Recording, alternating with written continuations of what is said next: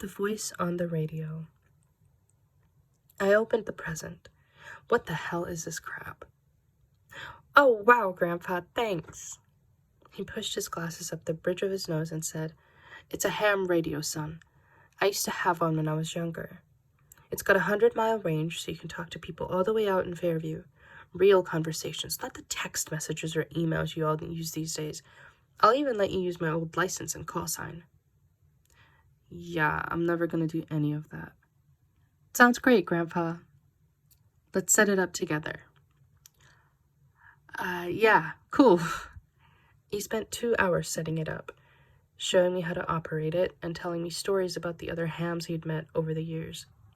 He switched it on and got in contact with some gruff-sounding dude out in Fairview. They had a lively discussion about how the FCC was oppressing their constitutional rights.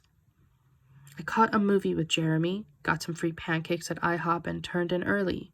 A mediocre birthday, like always.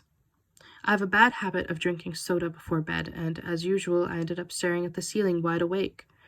I browsed Reddit for a while, but you can only see so many cat pictures before they all start to look the same. I flicked on the ham radio and fiddled with the tuner. Other than the police band, the air traffic tower, and some guy ranting about the Federal Reserve, it was quiet. I sighed, laid back in bed, and started to doze off. That's when I heard it. At first, I thought I imagined it. I was in that half-awake, half-asleep state where your thoughts start to play tricks on you.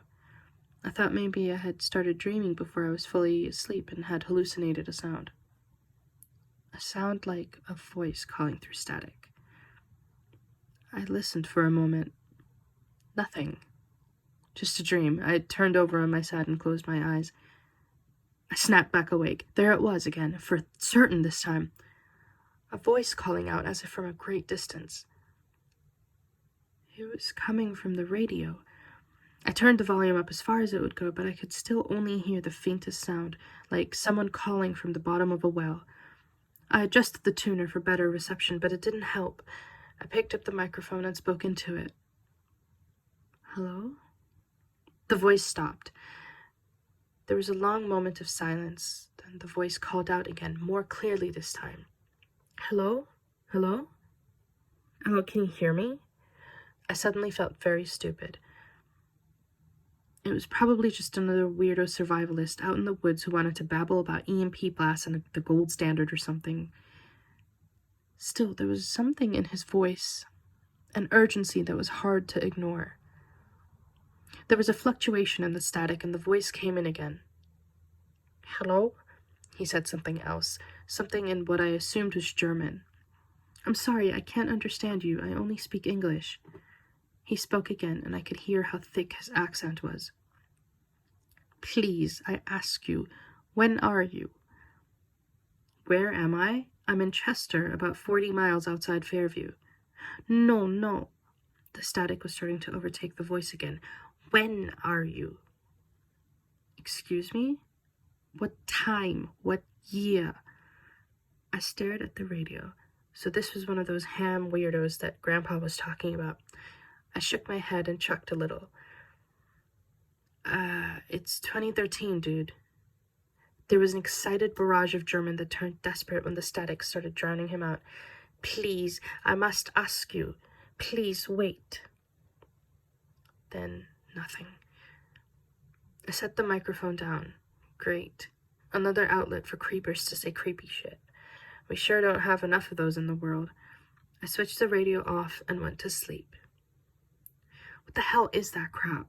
Jeremy said. I rolled my eyes. "Ham radio. My grandpa got it for my birthday." "That's hilarious. Does it work?" "Yeah, 100-mile range. It's stupid, though. The police band is sort of interesting, but other than that, it's just survivalists and conspiracy nuts." "That's awesome. We should pretend we're under siege under a zombie attack, like do some War of the Worlds crap with this thing." I laughed. "I don't know, man. It's just a lot of weirdos on there. Like the other day, I was listening to it, and this one guy, Jeremy switched the radio on, and immediately I heard a frantic voice calling out. "Hello? Hello?" "This guy," I said. "This guy is a goddamn psycho." "Dude, sweet. I love talking to psychos." Jeremy picked up the microphone. "Hello?" Hello! The voice sounded overjoyed. Please do not go. I do many fixes to machines. Transmission is very much better. Jeremy giggled. Dude, you've got a goddamn Bruno on your radio. He spoke into the microphone. Ja, das ist gut. Much sound. Bravo. Sprechen die Deutsch? I've had a few semesters, yeah. They spoke back and forth in German for a bit. What are you saying? I asked. Jeremy sat back and shook his head. This guy is a piece of work. I asked him where he's located, and he said long ago, many years in your past. When I talked to him, he wanted to know what year it was. He's playing a prank. He probably goes on here, pretends to be a time traveler to troll the survivalists, and then puts the recordings up on YouTube. Actually pretty brilliant, if you ask me. Ask him how he's communicating from the past. Jeremy spoke into the microphone, and there was an excited flood of German from the other end. What's he saying? I asked. I have no frickin' idea. I thought you spoke German. Level 3. If he was describing the animals he was seeing on a safari, I could maybe follow him, but he's talking about, like, particle tunnels and chaotic duality, waves or something. I don't think I could understand him even if I was fluent. The voice on the radio sighed and took a long pause. Then, with heaviness in his tone, he said, Please, tell me about your world. I scoffed. We should switch it off. Jeremy looked shocked. Why? He's messing with us. So, he's doing a great job of it. Don't be such a downer. This is the most interesting conversation I've had in a while, so I say, to heck with it. Let's play some time travelers. We told him about our future world. We described airplanes, self-driving cars, space stations, microchips. We tried to describe a smartphone, which was difficult to do with the voice's horrible English and Jeremy's horrible German. He was fascinated by the internet, awestruck by the moon landing, greatly amused when we played some Daft Punk as an example of futuristic culture. Jeremy spent a weird amount of time talking about his Vitamix. And through it all, the voice kept repeating, Beautiful, so beautiful. Okay, enough about us, Menher. Jeremy said, Your turn. Tell us about your world. A long silence. My world, the voice said, is very dark. Bad things happening. I do not know how we will escape the shadow. This guy's a great improviser, Jeremy said. Please, my friends, I have a question. It is very important. I must ask you.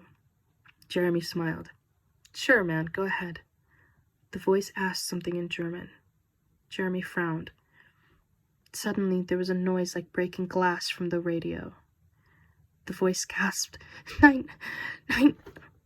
There were other voices, angry voices, clamoring and shouting. It sounded like a crowd was in the room, and they were wreaking havoc, loud bangs and thuds like furniture being turned over. The voices grew louder and louder. There was a tremendous crash. Then silence. I looked over at Jeremy. What the hell just happened? He shook his head. I don't know. Other people were there. They were saying, dog, worthless dog, over and over again. It sounded like they smashed the place up. I fiddled with the tuner, and there was no sign of the voice. Jeremy and I sat quietly for a moment. His question, I said. What did he ask you? Jeremy stared at the radio. He said, Can they be stopped? Too much soda again. Another insomniac night. I counted the cracks in the ceiling over and over, over and over, over and over. My eyes began to feel heavy at last. A burst of static from the radio made my heart jump. I shot upright in bed and looked over. The static faded out and the voice faded in. He was speaking German, quite softly. Anger flared in my chest. I was sick of this, sick of him and his stupid pranks. I wanted to smash that goddamn radio to pieces. I grabbed the microphone and shouted, Leave me alone, for Christ's sake. I don't care about your stupid goddamn time travel act. Just stop bothering me and leave me alone. but he just spoke over me like he couldn't hear me at all. His voice was shaky and quiet. I couldn't understand what he was saying, but I could feel a great sadness in his tone. I grabbed my phone and opened the voice recorder. I sat there, listening and recording until he was finished speaking. I sat in silence for a few minutes to make sure nothing else was coming through, then I switched the radio off. I sent the audio file to Jeremy with an explanation of what had happened. I asked him to translate. The next day at school, he handed me a sheet of paper at lunch. He didn't say anything, he just handed it to me and walked away. It read, "My friends, I do not know if you can hear me. I do not know if you could ever hear me, or if I was imagining our encounter, but I hope you are out there. The machine is critically damaged. Perhaps with a great deal of work it could be repaired, but I doubt that I will have either the resources or the time necessary for such a task. I am deeply saddened that we could not speak further.